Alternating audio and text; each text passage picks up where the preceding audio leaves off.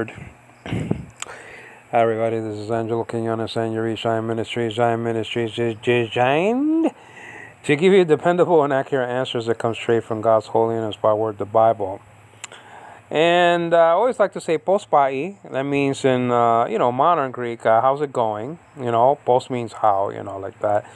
And then yasas means hello in a formal way, and yasu means hello in an informal way to your old buddy and pals because that's what they deserve. Okay, informal way greeting. All right, now we actually are looking at the full Greek construction of John 1:1, and not only John 1:1, but all the verses that has to do with JW's speaking to us. Okay, whether that be Matthew chapter 24 verse 36, whether that be John chapter 14 verse 28, or verse 28 of chapter 15 of 1 Corinthians, or whatever the case may be. I mean, it doesn't make a difference. We're looking at, hopefully God gives me life, and we'll look at every single verse that has to do with us, with the dealings with the witnesses.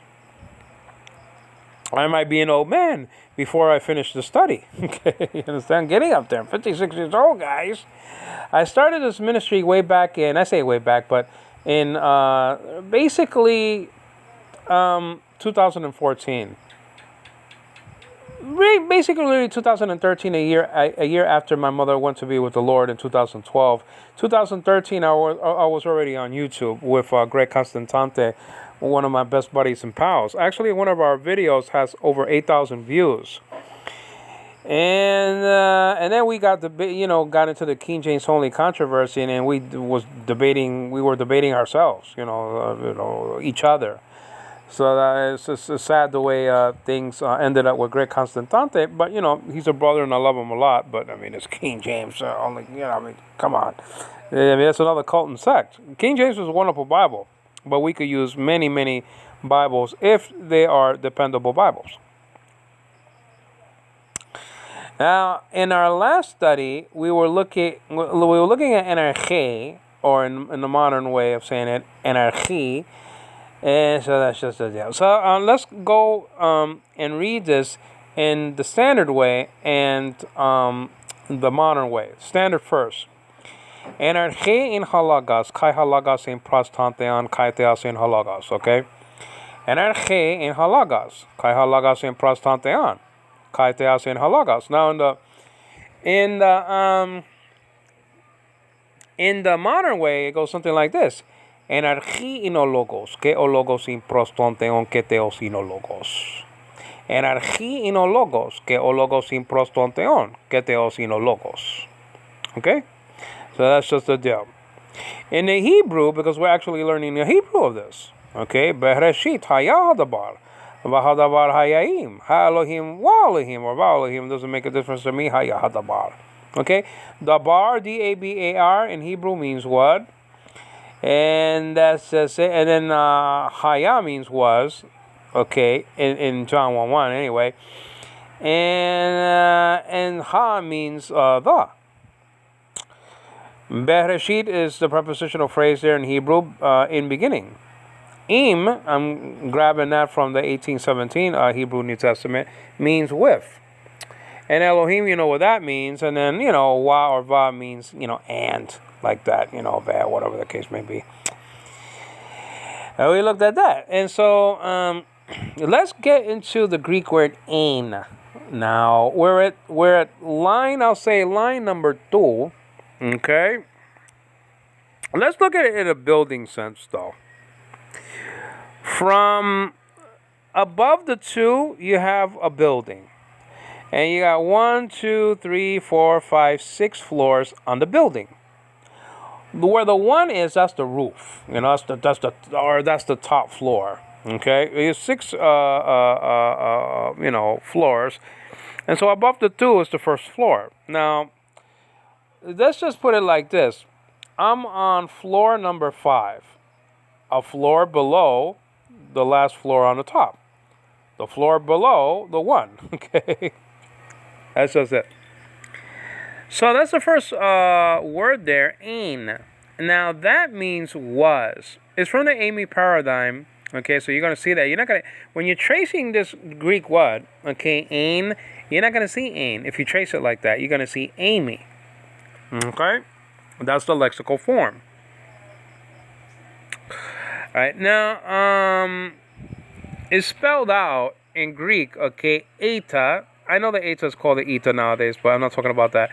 It's eta with the soft breathing marker, so it's not hey, it's a. Okay, it looks like a close quote. It's above the letter eta. That's indicating to you there's no H sound. When it's facing the other way, like in the Greek word harmatia, well, there's an H sound. Okay? It's not that an H is there, okay? A Greek H, or whatever the case may be. Okay? But this marker is soft breathing marker, you call it though. Okay, you got rough breathing and soft breathing markers, and I flew the coop. I don't know what happened. This is you have a rough breathing marker in harmatia or hen like that, or haze, okay? And then you have, or risa. And then you have soft breathing markers that tell you there's no H sound. That's why you call it soft. Hard, well, then there's an H sound.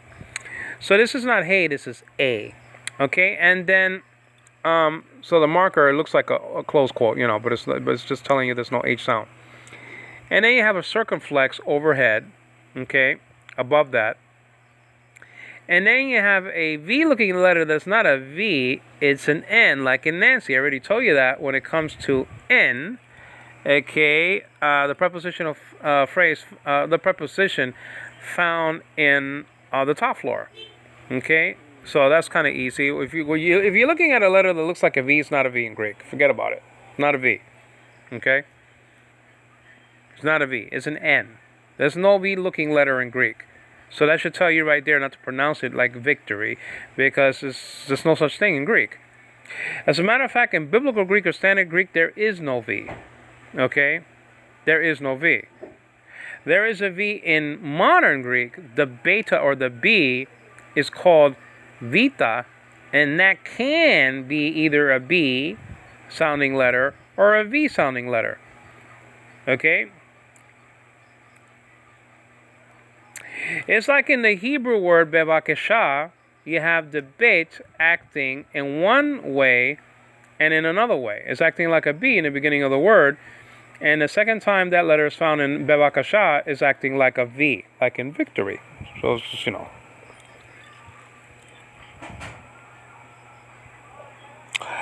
Alright, now, energy halagas, kai halagas, in prastantean, kai theas in halagas. Now, this ain is in the imperfect tense. Now, you have to understand that you got tenses in Greek. You got the perfect tense, you got the imperfect tense, you got the present tense, okay? You got the future tense, and I don't know if I skipped one. I got the perfect, imperfect, the present, the future. And I hope I'm not forgetting one. The present tense, the future tense, and the perfect, and the imperfect, and I hope I'm not forgetting one. Okay, I'm getting what Dan Wallace went through. Okay, this is the deal.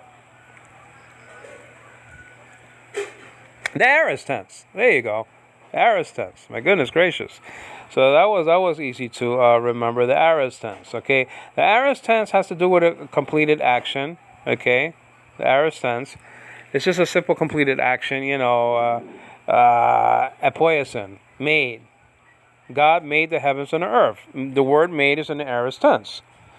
And then you have this word here, it's in the imperfect tense. It's a continuous aspect, it's a continuous action. Concerning logos is timeless, eternal, and continuous. Okay, this word is in the imperfect tense. And then you got something that's in the perfect tense, like in the Greek word tetelestai, the debt has been paid in full. When Jesus said tetelestai, the debt has been paid in full. Well, I mean, that's in the perfect tense. The perfect tense is a completed action which results are felt in the present time. Okay?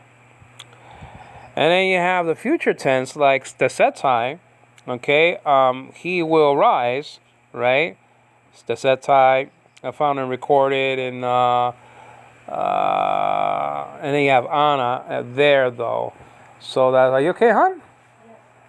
You have Anna. You have Anna found. Hello. You have Anna Stesetai found in John chapter 11, verse. I think it's verse 24, verse 25. And then you have Stesetai found in Greek Septuagint in Micah chapter 5, verse 3. Okay? So that's in the future tense. So yeah, the aorist tense, the future tense. My baby just came in, so that's why I'm pausing a little bit. My father-in-law was bringing the baby in, and so you have the perfect tense, the imperfect tense, the future tense, and then you have the aorist tense and the present tense. Present tense is what the present tense says. Okay. Thank you, Pa. Thank you. Okay. Is she awake, the baby, huh? Oh, okay. She awake, the baby. I'm sorry about that. Stuttering, guys, because couldn't think that much because the baby just came inside. My baby, Anna Devine. Anna Devine. Hi, hello. She's as cute as a cookie or a button. That's just the deal. And she knows it too that she's cute. It's the thing. She knows. And I hate halagos. Well, listen. The royal method of studying the Bible is to let you know what the text does not say. This does not say that he came into being. That is the difference between ein,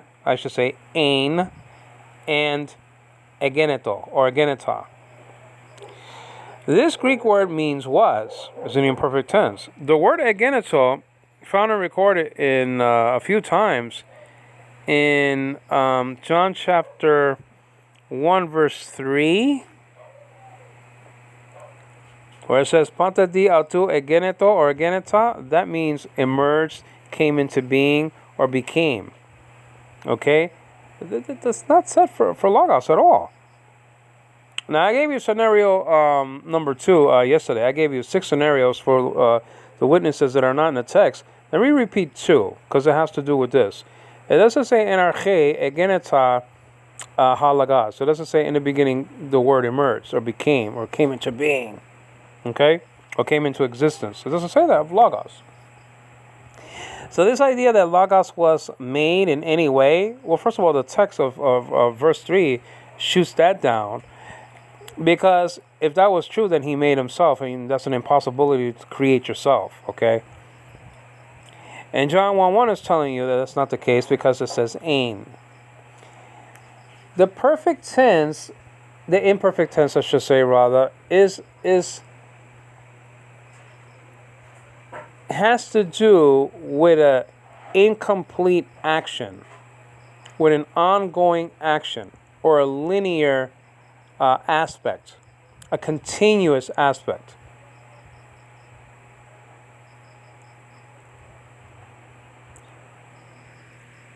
What kind of subsistence was this is the most important thing in this text. It's not when he subsisted, but how he subsisted. It's telling you how. And he subsisted eternally, timelessly, and continuously. Now, let me get another, and let me do this in English first, okay, for you guys, okay? So let me get to it. Let me get to the NASB, Philippians chapter 2, verse 6, where it says, Has en Marte peu huparkon. Let's check that out. Okay? So let's get there. Let me see. It says, okay, Philippians right here. I think that's Philippians. It should be Philippians. Yeah, there's 4 chapters there. Sometimes you have to be careful what you poke because it could say Philemon and we don't even know it. If we do it quick, you know. So that's verse 6 is right here. It says, who, although he existed, that's weak. Subsisted is the best, or subsisting. Who, although, let me do this. Who, although he, and there's a capital H there for Christ, he existed in the form of God. Let's stay with that. That's the first clause, right? Let me see if there's how many clauses over here. Well, you got, several. I have to press cancel though, because if you press something else, it's gonna cancel the recording. Okay? I don't know why he's doing that so many times. You got who is, and then you have a comma, then although. But let's go to the Greek though. Okay? Now remember that phrase, okay? Has and marphe theu huparkon. Let's remember that. And let's go to Philippians, okay? So let me see if we can find it here. Philippians, and this is Timothy there. Okay, all right. Thessalonians. And then, Ephesians and Philippians is right here. That's the fee. And let's go to chapter 2. And let's go to verse 6. Okay? Let's get there. And it's right here. It says over here, Has en marphe theu huparkon. Let's check this out. Okay? First of all, we'll look at it like this, and then we'll look at a Greek interlinear. Okay? So I can help you guys out. But let's do it like this, without the training wheels first. Has is a relative pronoun, okay? It means he or who. Now in Hebrew, it might be who for he there. It might be who for he there, because who, actually the Hebrew word for he, okay? Who means he in Hebrew. It might be there. Well, has is a relative pronoun, and a pronoun actually from the Latin means in place of a noun. Okay? So this is in the nominative case, nominative masculine singular omicron with the rough reading, so it's ha, it's not ah. And then you got the grab marker, so it's not ha, it's ha. Okay, and then you have the final sigma. So that means he or who. It refers back to, the nearest antecedent is Jesus here, Yesu, which is in the, okay, and I have to see Cristo there. And then N gives it away, the preposition N and then Cristo. This is you don't need an article. It's in a dative case.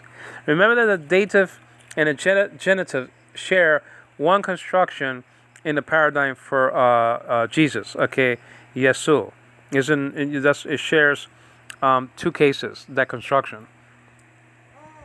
Hi, my love. That's my baby. Hi, my love, my love, my love. And so that's just the deal. So is the nearest antecedent, and remember that the antecedent is the ancestor of a pronoun.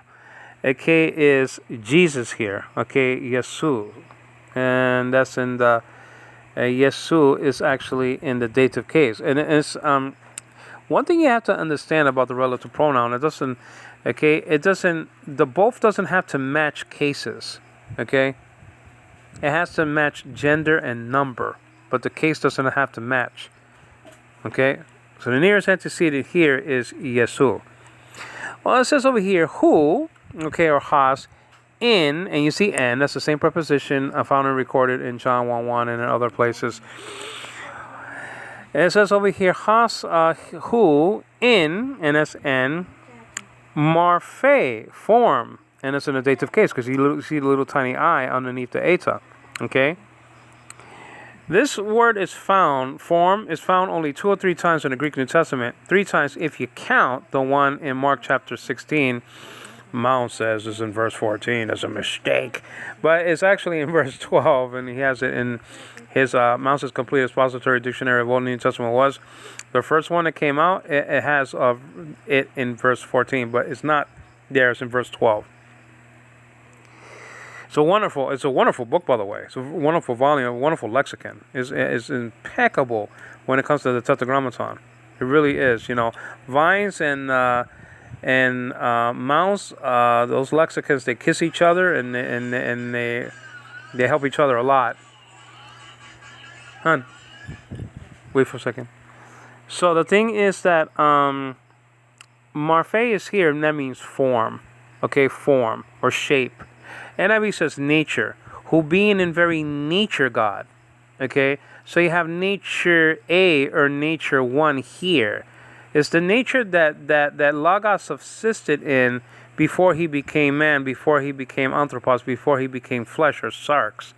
He was only God, and I call that nature A or nature one. Now the nature of man, anthropos, that came later. Okay, and form is mentioned in verse 7. Okay, in the accusative case, Marphane.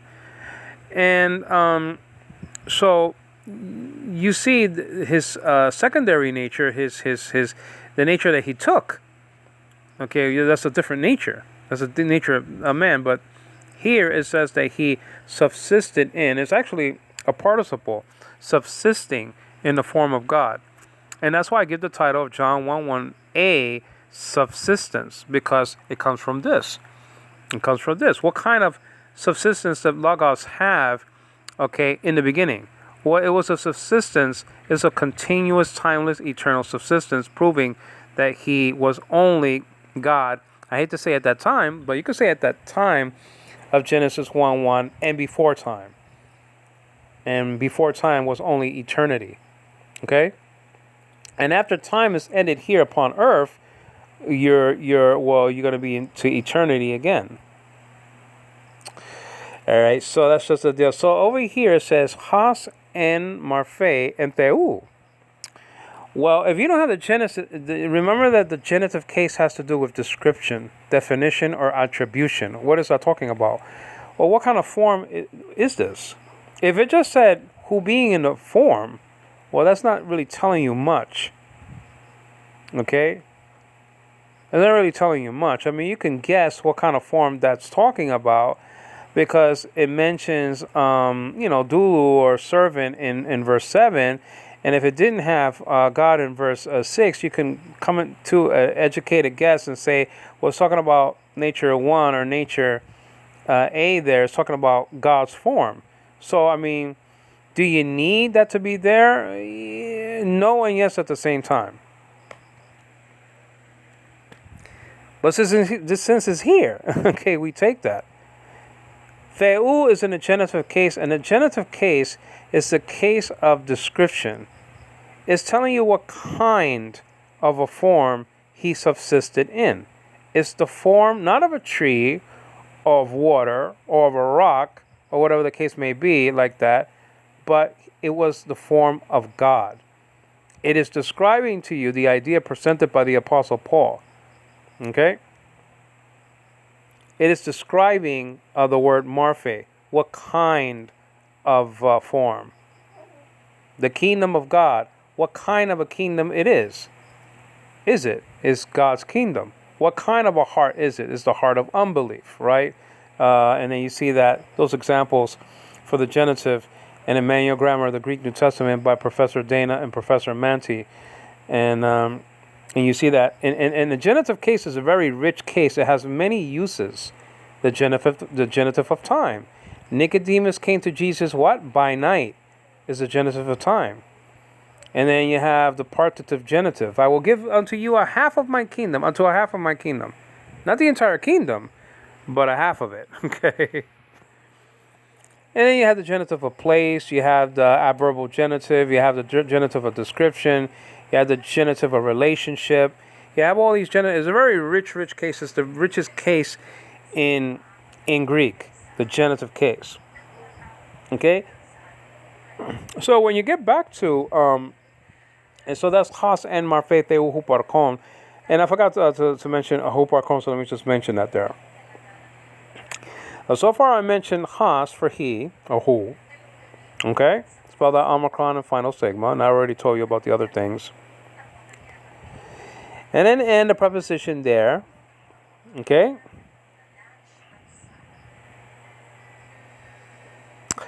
And then that means in, and it's taking the dative case Marphe, and that means form, shape, or nature. I told you that. Spelled out mu, Omicron, ro, phi, eta, nowadays called eta.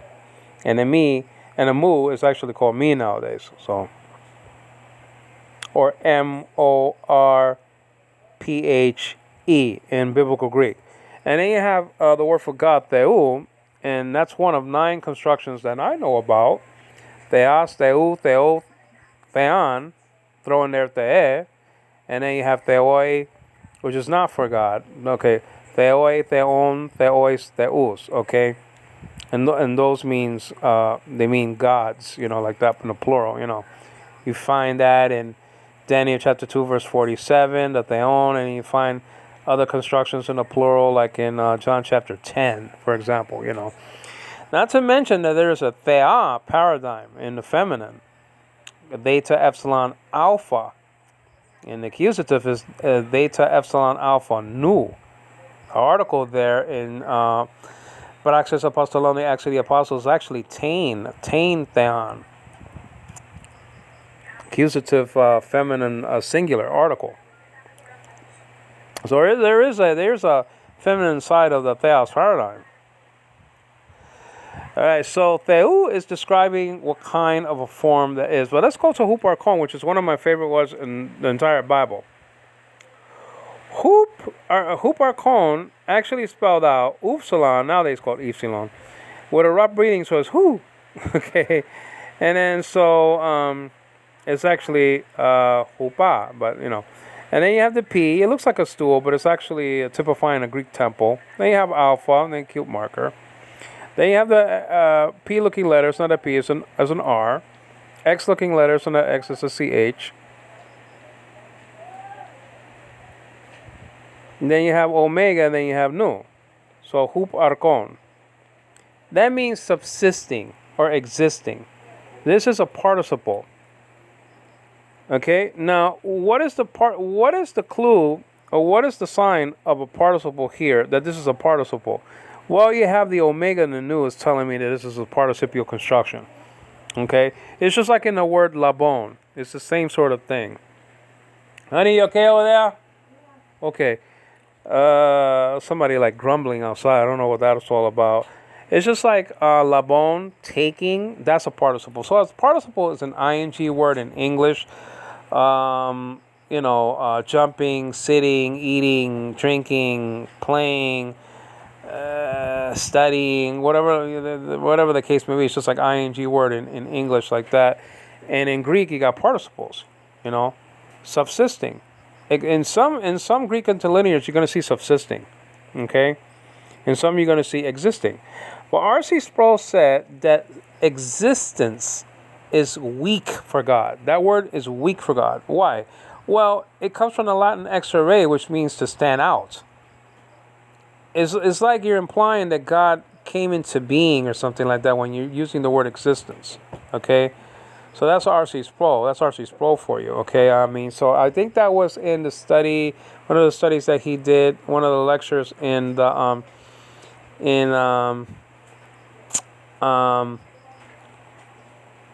like systematic theology or something like that. So and I have it here on DVD. It's I think it's like systematic theology. This is a series, a great series. The only thing I don't like is when he said that that when he talks about the gifts of the Holy Spirit, that it's not really for today. I don't like people saying those things. That's why I think that Martin Lloyd-Jones was the greatest, most balanced biblical preacher and teacher in the 20th century. Okay. Dr. Barnhouse was great also, but he didn't believe in the spiritual gifts. That's what separates Barnhouse from Martin Lloyd-Jones, and that's the only thing, basically. One was a Bible teacher, Barnhouse, and one was a preacher, Martin Lloyd-Jones. Both were great, though. Okay. All right, so Huparkon. Again, Huparkon. Where's Huparkon here? I keep on missing it here. Huparkon. That's the word for Jesus there. Huparkon is spelled out Upsilon with the rough reading, so it's Hu, and then you got the P. It doesn't look like a P in Greek. It looks like a stool, but it's actually like a Greek temple. And then you have the A, the alpha. That's easy. But then you have the R, the P-looking letter. It's not a P. It's an R. X-looking letter. It's not an X. It's a CH. W-looking letter is not a W, it's an O, and the V looking letters, not a V, is an N. So, huparchon means subsisting. This is where I get, now one witness, this is where I get the title for John 1:1a, subsistence, and then the title for John 1:1b is intercommunion/relationship. The title for John 1:1c is nature/essence, okay? But one witness told me when she was in her white car back in New York, I'm in the Philippines right now, that Jesus being in the form of God is not even in the Bible. Yes, it is. What are you talking about? Can't you read Philippians chapter 2, verse 6? Has en marfete uhuparchon. Who being in very nature, the NIV says God. Now, Mark from Missouri, sassy as he is, he actually says, I want to see a Bible that says that he was God. Now, I popped out the Living Bible, and he's still not satisfied, even until today. Even though I'm not talking to him right now these days because he broke his word. That's a witness for you. Okay? He lied to my wife. He lied to my baby. He lied to me. And that's just to deal with that,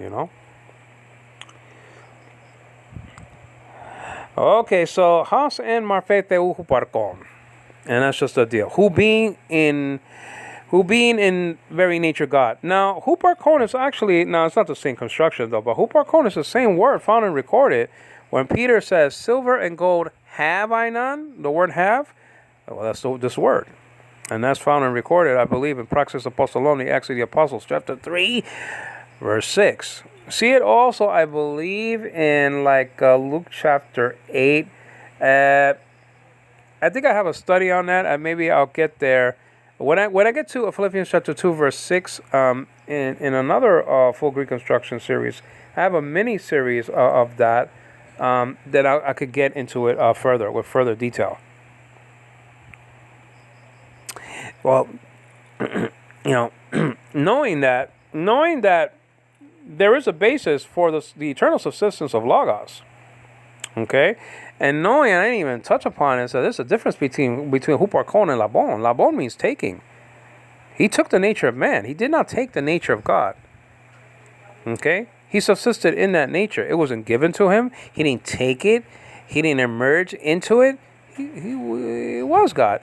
Now over here it says, okay, energy ein ha logos, kai ha logos in prostantean kai theos en ha logos, or energy lo logos, ke logos in prostantean ke theos en logos. Okay. The okay is not there, by the way. Ein is telling you that there's a continuousness of it all, meaning a subsistence. It's continuous. Now, JW, okay, and I spoke to scars of JWs, just like you guys did. Alexander Cruz, the Swami from Brooklyn or from the Bronx, so take your pick. He actually told me, okay, in the Great Trinity debate that we had, it's on YouTube, by the way, in my other channel, Angelo Rucci Quinones, Angelo Rucci Quinones, right? He said that, well, how about where it says, and he didn't even phrase it right, where it says he was in the world. Is it saying that the world was always, does it say that the world was always continuing? Well, first of all, it's not even saying that on the surface. I mean, it's just not saying that at all. He meant to say he was in the world. Do you mean that Jesus was always continuing in the world? That's what he should have said. I mean, he said he didn't even know what he was talking about. Just like he didn't even know how to spell arche. It's grace, guys. I mean, it's no wonder. I mean, their founder, Charles Taze Russell, only went to the 7th grade. I mean, goodness gracious. Only to the 7th grade. I mean, Joseph Smith only went to the second grade. Combined, Joseph Smith, the founder of Mormonism, and Charles Taze Russell, the founder of the Jehovah's Witnesses, okay, the Watchtower of Power Track Society, only went to the 9th grade. I was going to say continuously, but all together.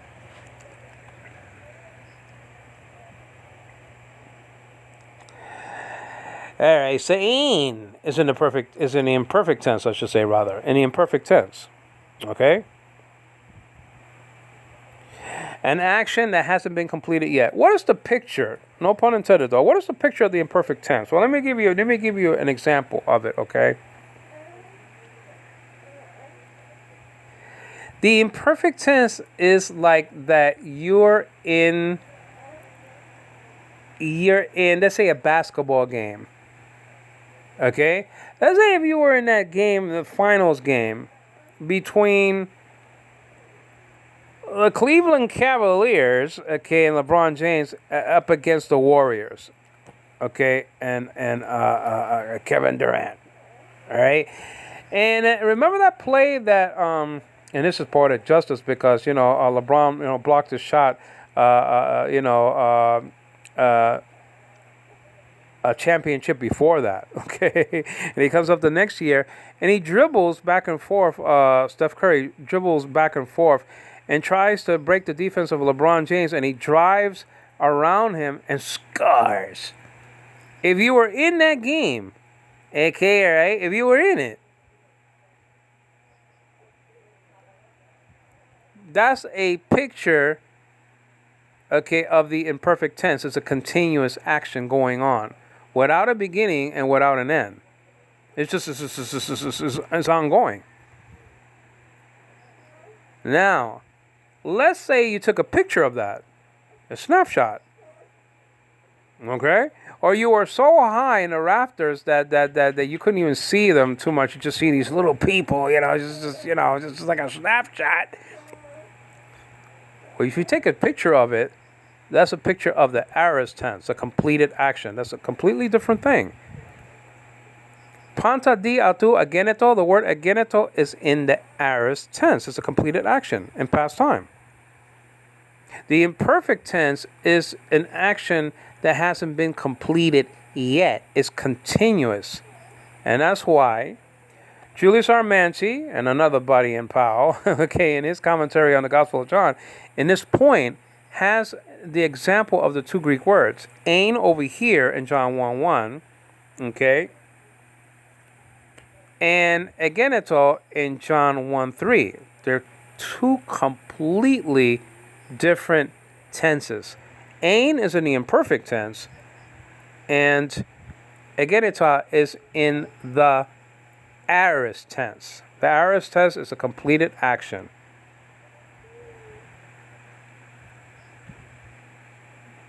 That's why we Trinitarians say, that the context here is talking about the eternal, ongoing, continuous subsistence of Logos. He was not created, and you don't see an end. The things that were created in John 1:3 had its beginning. You understand what I'm saying? They came into being. Now, if it said, like I said before, okay, all right, Energe, Epoyasen, Hape Atan Lagan, well, that will be the coup de grace for the witnesses. In the beginning, God created the Logos, so just throw away the towel. It doesn't say that. And it doesn't say Energe, Egeneta, Ha Logos. It doesn't say that either. In the beginning, the word emerged, or became, or came into being. Well, those scenarios don't exist in the Bible. So why have them in your pamphlets and magazines? Oh, he's Michael, but it doesn't say that either. Okay, Energe ain't HaMichael. It doesn't say, oh, but he's an angel. But it doesn't even have that.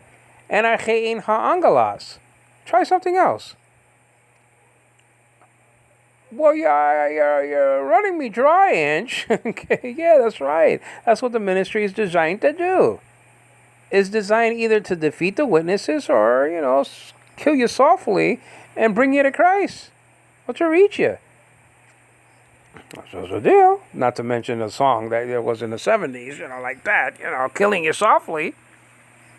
We could kill you softly or we could kill you hard.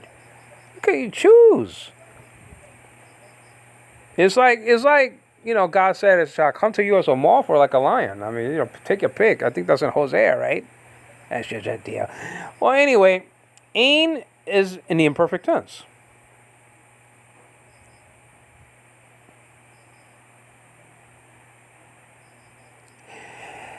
Is a to be verb is a finite verb. Okay? Finite verb. It depends on the subject. Okay?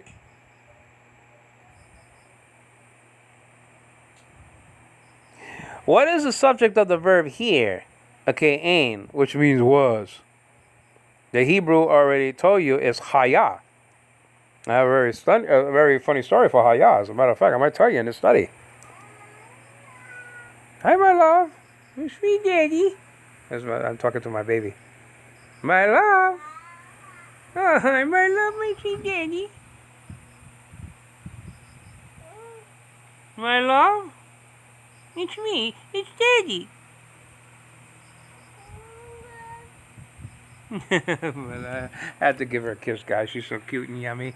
Oh, my love. Where are you, my love? Oh, here you are. It's me, Daddy. Give me a kiss, my love. Oh, give me a kiss, my love. Oh. I love you, my love, so much, my love. It's me, Daddy. Daddy. Oh, I like when she touches my face. It's so cute. I love you, my love, Anna Devane. And give me a kiss, kiss. A kiss, kiss, Daddy. You my love. You my love, you my love. Hello, my love, my peaches. My peach is like the fruit, peach. They don't have peaches here in the Philippines. I don't know how they don't have peaches, guys. Oh, my love, it's me, Daddy. Daddy. I love you. I love you. She's so cute. She's like the sweetest. I'm not saying because she's my child. I mean, she has to be one of the sweetest childs. I'll say one of the sweetest childs that ever was born. I mean, she's so sweet. She's so sweet. Oh, God bless her. It's so incredibly important what you teach your children. Do you want your children to end up being apart from Christ in hellfire and torture? And that's what you're doing. You have no hope that you're going to see your children ever again, or your mom, or your pops, or your grandma, whatever the case may be. You have no hope. Why? Why shall you die? The Bible says. With that kind of hope, you know what I'm saying? Flee the watchtower in Bible Tract Society. Flee. Get out. They lied to you. They deceived you. They just did. They did in 1975. They said that Christ was going to return, and he never did. Oh, but the light is getting brighter and brighter. Don't give me that excuse. You can say that of every false religion. And so it's okay to be in a false religion? It's okay to be with the Roman Catholic Church? Because the light is getting brighter and brighter? Is it okay to be with Islam? They made mistakes. The Quran said that one son died in the flood and the same son survived. So it's okay to be with them? Is that the deal? Think about it. You're leading your children, your loved ones, your wife, your husband, I don't care who, into a Christless eternity where the worm dieth not and the fire is not quenched. The fire prepared for the devil and his messengers. How shall you escape if you neglect so great salvation? How? There is no escape. If there was annihilation, there would be escape. But you're not going to escape. You're going to come prosopan, opanima panim, face to face with God. One day. And you're going to see all the fury of the judgment of the wrath of God. The God that you hated, the God that you didn't believe in, and the God you spurned. And you said that he was a creature like you, a worm. He actually said that he was a creature like you. So disgrace is a crime. It's a sham. All right, guys.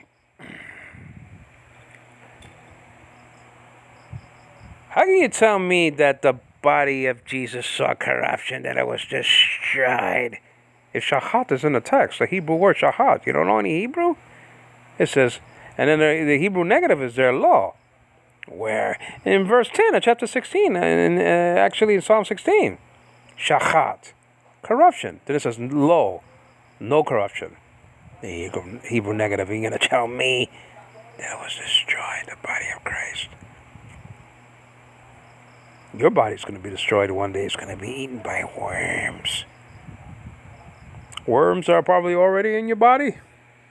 They're going to eat your flesh like a gangrene. But your soul's going to go on. It's going to go on to see Christ.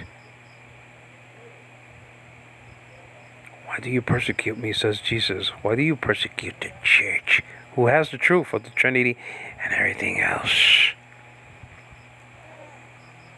That's just a deal. You're leading your children into that. And you're smiling while you're doing it. It is appointed unto men once to die, and after that the judgment. Knowing the terror of the Lord, we persuade men, we persuade you. O worm Jacob. And archein halagas kai halagas ein prostantean kaiteas and halagas. And archein ologos ke ologos in prostantean keteos in ologos. Is Angelo Quinones giving praise to the living God of Israel. God is not the God of the dead, the Necron, but of the living, and that means that Abraham, Isaac, and Jacob were alive, and not what the Jehovah's Witnesses said, that they were dead. No, they weren't.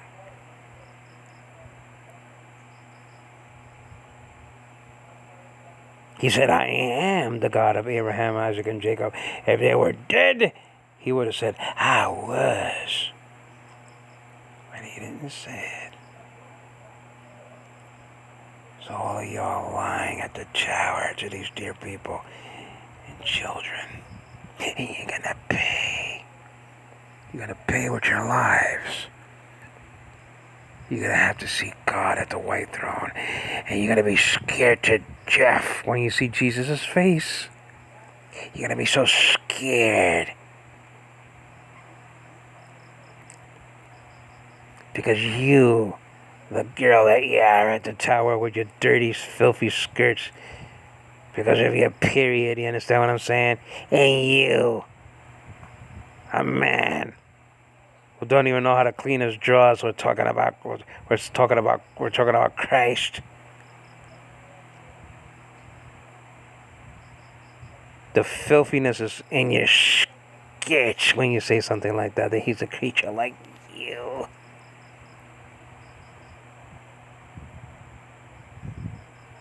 Repent and believe the gospel. Turn to Christ. Stop these things. Because if you don't, you're going to go through the second death. And even in your own translation says where the maggot doesn't die. Mark chapter 9. Thank you.